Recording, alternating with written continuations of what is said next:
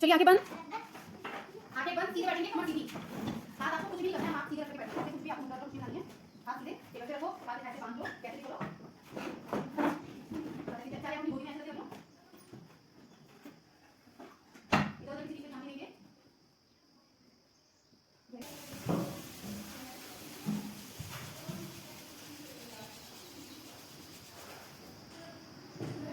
तो आज हम एक कहानी सुनते हैं, ठीक है।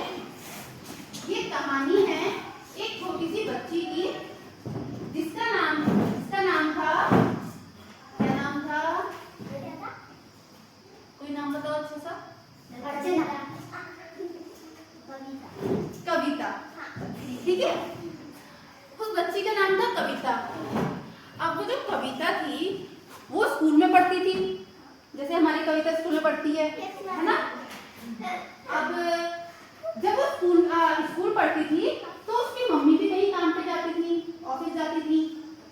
अब होता क्या था कि जब वो स्कूल से घर पहुंचती थी तभी थोड़ी देर पहले उसकी या थोड़ी देर बाद में उसकी मम्मी भी घर पहुंचती थी।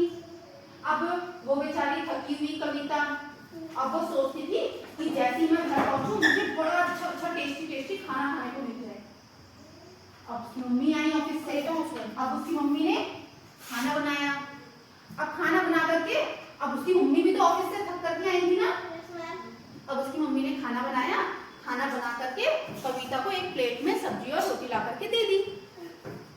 अब क्या हुआ, कविता ने जैसे ही रोटी देखी कि रोटी जली हुई है, अब उसे आ गया गुस्सा और मम्मी से बोली कि एक तो मैं इतना काम करके आती हूँ, स्कूल में इतनी पढ़ाई करके आती हूँ और आप मेरे को खाना भी नहीं दे सकते हो। और उसकी मम्मी को थोड़ा सा बुरा लगा। उसकी मम्मी ने उससे कुछ नहीं कहा और उसकी मम्मी लेकर के रोटी लेके चली गई और एक अच्छी रोटी, बिना मतलब कि एकदम फूली हुई रोटी, अच्छी सी रोटी ला करके उसको कविता को लाके दे दी। ठीक हो गया। अब 2-3 दिन बीते। अब 2-3 दिन के बाद एक दिन ऐसा हुआ, 2-3 दिन के बाद ऐसा हुआ कि एक दिन उसकी मम्मी को पड़ गया काम ऑफिस में। अब कविता घर पहुंची। अब जब घर पहुंची तो अब उसने देखा कि मम्मी तो है नहीं।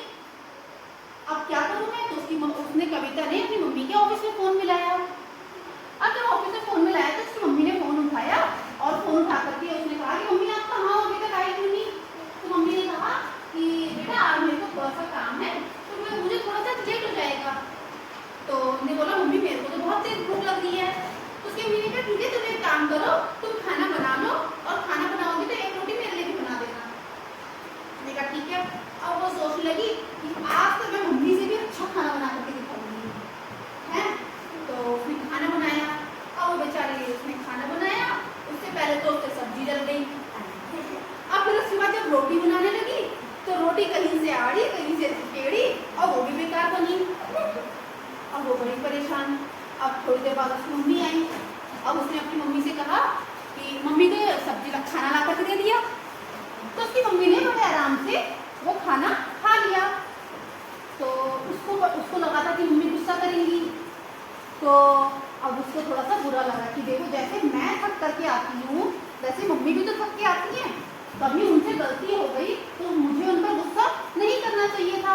अब जरूरी थोड़ी है कि उनसे ही गलती हुई, कभी हमसे भी गलती हो जाती है ना। तो हमें कभी भी किसी की गलती पर इतने गंदे से रिएक्ट नहीं करना चाहिए, ठीक है। तो आप लोग से कभी गलती होती है? तो आप पे अगर कोई आपसे गलती होती है और आप पे कोई गुस्सा करे एकदम से तो बुरा लगता है ना, बुरा लगता है ना। और क्या कोई गलती जानबूझ के करता है? नहीं ना, गलती से हो जाता है ना, मतलब उसको पता नहीं चलता, समझ नहीं आता तो उससे गलती होती है। आप कभी गलती जानबूझ के करते हो?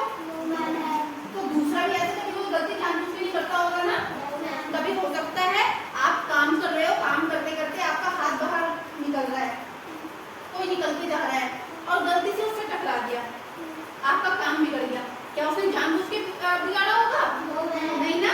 तो हमें कभी भी ऐसे किसी से गलती हो जाती है तो उस पे एकदम से गुस्सा नहीं करना चाहिए, ठीक है। ध्यान दोगे ना आगे से इस बात पर? ठीक है, चलिए दोबारा आंखें बंद कीजिए।